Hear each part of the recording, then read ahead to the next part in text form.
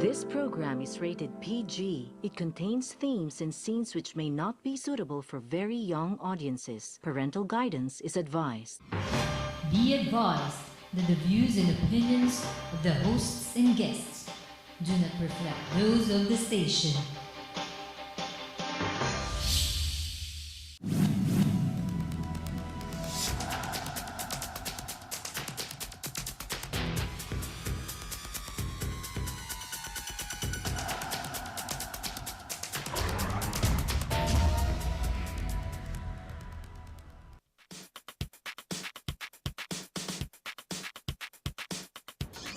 Magandang gabi po sa inyong lahat. Welcome to our show, Heartbeat. Ay, marami pong salamat. Marami rin yung lalaki, ayaw rin ng divorce.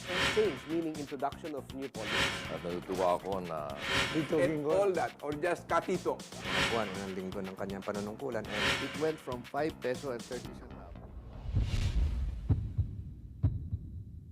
Magandang gabi po sa inyong lahat. Welcome to our show, Heartbeat Live. I'm your host, Ray Orosa. We will be talking about, again, once more, very important issues facing this nation. Alam po niyo sa gabing ito, kasi lahat ng sasalita, nandiyan ng Kristiyano, nandiyan ng Muslim, pero wala kaming nadidinig tungkol dun sa mga indigenous people of Mindanao.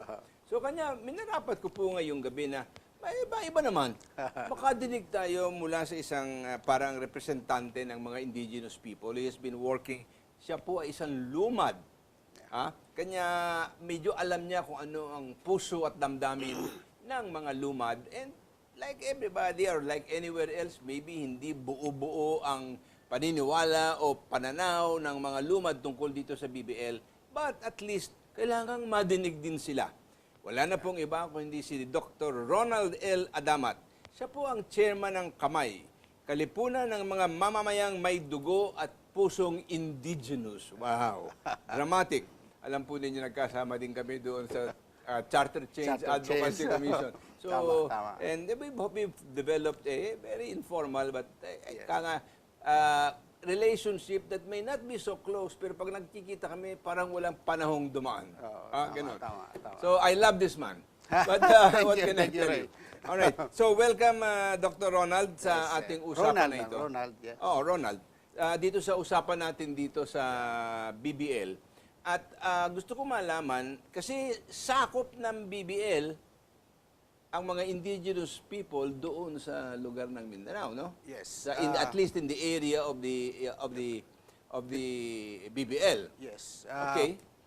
Yung tribe namin mismo, yung Taduray, we are within the core area of the Bangsamoro or the present autonomous region in Muslim Mindanao. Kami yung legitimate indigenous peoples in that area. The Tirurais are not Muslims. Maybe Around 20% are Muslim, the rest are Christians. Okay. So, kami lang yung talagang within the core area na maapektuhan sa usaping BBL. So mahalaga sa inyo itong BBL? Napakahalaga sa amin. Okay, It is pero very nasaan important. kayo tungkol dito at anong maisishare mong pananaw o hangarin Yes. ng mga Tiruray at Lumads? Although there are other tribes there that are Yes. also part of the indigenous people's Yes. tribe. There are a lot of indigenous tribes in Mindanao. Mayroon mga Tibuli, Manobo, Blaan, but most of them are outside the ARMM. Okay. Kami lang yung of course with the inclusion of the Badjaus in Western Mindanao, but kami yung sa mainland Mindanao within the core area. Sa question mo kung ano yung pananaw namin, of course, generally speaking, we are in support of the BBL, but not without In amendments. other words, you want peace also. Precisely, oo. Okay? Oo. But when you say you are supportive of the BBL, exactly what do you mean? Gusto kong siguro ibahagi sa inyo yung tatlong major reasons why I am supporting BBL. Number one, ito po ay isang produkto ng mahabang negosasyon between the government and the MILF. And I have to inform you that I was once a member of the GRP panel for talks with the MILF. And saksi tayo kung papaano ang negosasyon tungkol dyan. At 17 years after, nagkaroon nga tayo ng final peace agreement, yung CAB kung tawagin, Comprehensive Agreement. Agreement on Bangsamoro. And ito na nga yung produkto niya, yung BBL. That's one. Second is that,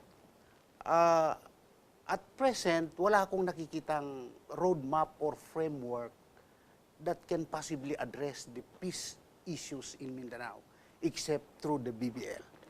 And number three is the fact that this is the response of the government with respect to the centuries-long injustices against the Muslims and the indigenous peoples in Mindanao. Well, these are the three. But, if I may continue, Ray, at its present form, meaning, speaking of the BBL, As presented to Congress. as presented to Congress, we cannot agree on some of its aspects, especially those affecting the rights of indigenous peoples. Mayroon tayong tinatawag na IPRA. Ito yung Biblia ng protection ng rights ng Indigenous Peoples Rights Act. Rights Indigenous Peoples Rights Ah. Act. Gusto namin na Tugma kung yung dalawa. tugma. Kung hindi man ma-incorporate doon sa BBL, at least yung mga provision, salient provision ng IPRA ay mag-reflect doon sa BBL. Okay. So you're calling for amendments. We are calling for amendments. Okay. But you are taking a look at it only from the standpoint of the indigenous people. Kasi gusto ko ding maunawaan ng mga taong bayan dito na sinabi mo nga, kayo lang ang mga tribe, ng Yes. Tiruray at saka Lumads, na nasa gitna ng ARMM Yes, territory, no? yes, At therefore, there is much pressure upon your people Yeah. in terms of violence, Yes. and Yes. security Yes. where you live because the government cannot protect you there. In a way, yes. Di ba? In a way, yes. Kasi pagka pumasok ang gobyerno para protektahan kayo, gera sigurado yan. Ang example ko dyan, Ray, yung IPRA. Oo. Okay. Yung IPRA is a national law. Oo. It should be applicable nationwide. Oo. But it has never been applied in the autonomous region in Muslim Mindanao. Bakit? It pains me because when I was in Congress, Oo. the lone representative of the indigenous peoples, I was one of the principal authors of IPRA. And for the last 17 years or so, Oo. ni isang CADT or Certificate of Ancestral Domain title Na bibigay na doon ibigay sa sa mga indigenous Muslim peoples, mga Mindanao. Tuduray, yung sa mga Tuduray sa amin, Oh. because we are supposed to be the recipient of that, hindi na ibigay. Bakit? Because the leadership of the arm Do not want to give it. Yes, they are Gusto nila reluctant to yung support solohin it. lang nila. No, because their idea is they want the Bangsamoro as one big ancestral domain, and wala nang ancestral domain dapat maibigay maliban dyan. So, ang suggestion ko So sana... dead letter law yun. Yung Yeah. IPRA. Yeah, as far as the arm is concerned, Oo. it's a dead law. Oo. It's not applicable there. Oh, that's wow. what But we have been... that's self-interpretation on their part. That is their interpretation because there, according to them, there is one law, Republic Act 9054, which is the arm law that wherein dapat siya yung mag-determine kung alin ba ang dapat ibigay na ancestral domain. But they're not acting on it. No, that means that it's up to them. Nasa sa ilalim kayo ng kanilang mga talampakan. Precisely. Oo. And And that, are you happy with that? no, of course, that is what we are working out as far as the BBL is concerned now. And you are liaising with Congress on that? Of course, we have our Observers. no. The committee, the chairperson of the Committee on National Cultural Communities, in the person of Honorable Nancy Katamko, this congresswoman of the 2nd District of North Cotabato, is championing our cause. Mayroon siyang mga amendments that ensures the protection of the rights of the indigenous peoples. For example, in the BBL, in its present form, yung ancestral domain namin is not recognized. Napakahina. Walang It's ibig not sabihin. recognized. Only ancestral land. Now, gusto namin talaga, the BBL will spell out the protection of our ancestral domain. Kasi dalawang bagay yan, Ray. Ancestral land speaks only of the land. But ancestral domain speaks not only of the land, but including the inland waters, the coastal areas, the natural resources. Let me ask you a question there, Doc. Are you trying to do this simply to preserve cultural identity? Or do you see the work that you are doing as part of the general democratization of this nation and the respect that is going to be given to you as part of our cultural diversity under one nation is fine with you? Is fine with us. What we are trying to advocate here is our right to self-determination. External. External right. External? Internal, I should say. Because it has something to do with independence. If it is, we are talking about external. Internal right to self-determination. Because it's only when we are being empowered to speak for ourselves, to decide for ourselves, where we can be respected, we can be heard by other people, and we can decide on our destiny. Mahirap kasi kung ibang tao ang magdidictate and ibang tao ang magcha-champion para sa amin. But are you willing to allow and to let those rights and those privileges then be inscribed into law, but it has to have a universal applicability with all other tribes and all other cultural minorities throughout the country? Yes, that's why we have the IPRA. Oo. The IPRA speaks about the protection of the rights of indigenous peoples all over the country, particularly over their ancestral domain.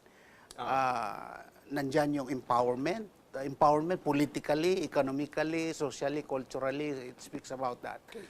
To put the question bluntly to you, Yes. Doc, are you willing to live under the sovereignty of one nation with diverse cultures, but still one nation? Do you consider yourself now a Filipino and a part of the Philippine country, of the Republic of the Of Philippines? course. Of course. Well, There's it's no not other such- answer to that. okay, it's not such a silly question. Uh-huh. Because I don't see that desire among the proponents of the KBL or the BBL. Bangsamoro BBL. BBL. I cannot understand, for example, that we are negotiating with people in the MILF who have their forced loyalty to Malaysia and they have carry Malaysian passports. If that is true, that is despicable. Well, I don't want to speak for the MILF, but No, you're not. You cannot. yeah. But the way I look at it, why this armed group are doing that maybe is that they remain to be revolutionary group. And being a revolutionary group, but they this is have not- publicly expressed before Yeah, but that this they is no don't longer they a- don't respect the Constitution, they don't want Okay. to work But that within the means they're Constitution. already there. They are part already of the Malaysian state. Well, that Ay, yun ang lumalabas. Tapos sabihin pa nga, oy, kunin niyo yung report namin regarding Mama Sapano, kunin niyo sa Kuala Lumpur. ayun. Now, the point I'm trying to drive at is that wala pang nangyayari, hindi pa napapasa ang BBL law. Yes. They're already acting like an independent state. And pero- that troubles me. Because parang lumalabas ngayon talaga that this is nothing but a tactical agreement. And even if this BBL law is passed, it will not be the end of the problem. Of course but not. only the beginning. Of course not. Pero Sandali lang, ako yung sinisigil. Meron daw ilang paalala, wag kayo mawala. We'll be right back.